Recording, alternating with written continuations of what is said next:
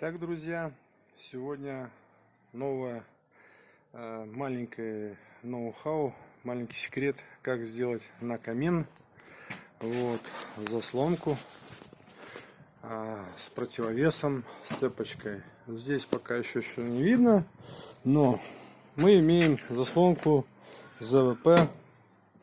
Вот, видите, вот чтобы не было вот такой вот большой детали на внешнем корпусе камина, делается следующее. Здесь какие секреты? Вот эту вот втулку, вот здесь втулку, обязательно обтачиваем, чтобы она была круглая, а не квадратная. Это раз. Следующее. Переворачиваем. Вот. Сюда делаем один противовес. Здесь прицепляем цепочку. Вот здесь вот в этом месте делаем потай. Вот. Потай, чтобы болт зашел прям в ось.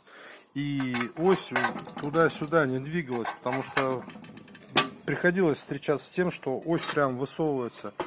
Ну и если вот так вот посмотреть, то у нас заслонка вот в противовесе. А если мы так, тянем за цепочку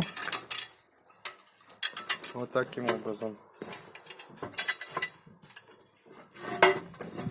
Ну вот так я показал. Заслонка закрывается. Здесь использовано у нас это крепеж для тросиков. И это тоже чугунный материал, колосник отпиленный и прикрученный в сторону, которая свешивается вниз.